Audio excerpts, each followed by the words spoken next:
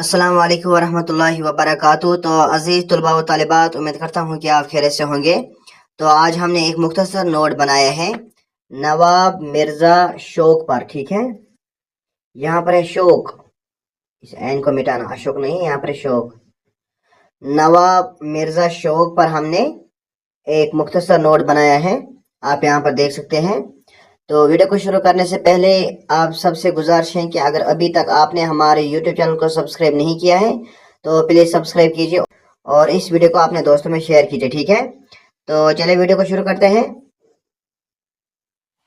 नवाब मिर्ज़ा शौक का असली नाम तसद्दुक़ हुसैन खान था। वो लखनऊ के एक मुअज़्ज़िज़ घराने से ताल्लुक़ रखते थे। तो नवाब मिर्ज़ा शौक जो था, उनका असली नाम जो था ना, वो था तसद्दुक़ हुसैन खान। ठीक है, और वो लखनऊ के एक मुअज़्ज़िज़ घराने से ताल्लुक़ रखते थे। ठीक है, इस तरीके से आगे बढ़ेंगे। अब यहाँ पर इब्तिदा में तिबाबत उनका पेशा था, लेकिन बाद में शायरी की तरफ माइल हुए। उनका शुमार उर्दू के मशहूर अश्किया शायरों में होता है।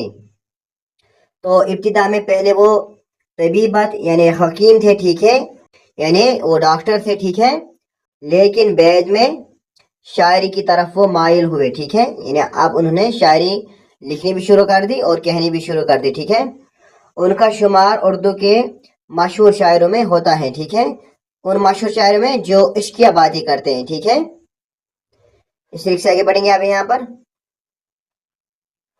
उनकी शायरी में सोज़ो गुदाज, मिठास और नज़ाकत पाई जाती है। मिर्ज़ा शौक ने अश्किया शायरी के अलावा इखलाकी मज़ामीन को भी अपनी शायरी का हिस्सा बनाया। ठीक है, तो उनकी शायरी में सोज़ व गदाज या मिठास, नज़ाकत, ये सब चीज़ें उनकी शायरी में पाई जाती हैं। और मिर्ज़ा शौक ने इश्किया शायरों के अलावा इखलाकी मज़ामीन को भी अपनी शायरी का हिस्सा बनाया है। ठीक है, तो खाली वो इश्किया बातें नहीं करते अपनी शायरी में, बल्कि उन्होंने कई शायरी लिखी है, ये है इखलाकी मज़ामीन। ठीक है, इस तरीके से आगे बढ़ेंगे। अब यहाँ पर उनके कलाम में फितरी हुस्न और जज्बाती कैफ का हसीन इम्ताज मिलता है। तो उनके कलाम में फितरी हुस्न और जज्बाती कैफ का ये मिलता है उनकी कलाम में। ठीक है, इस तरीके से आगे बढ़ेंगे। अब यहाँ पर वो गज़ल के कामयाब शायर थे और इनकी गज़लों में इश्क की लताफत और नरमी नुमाया तौर पर नजर आती है। तो वो गज़ल के कामयाब शायर थे। ठीक है, और इसके साथ साथ उनकी गज़लों में इश्क की लताफत और नरमी नुमाया तौर पर ये सब चीज़ें जो है ये उनकी शायरी में, ये उनकी गज़लों में नज़र आता है। ठीक है, इस तरीके से आप यहाँ पर हैं। मिर्ज़ा शौक की शायरी हमें ज़िंदगी की नापायदारी और वक़्त की कदर करने का सबक देते हैं।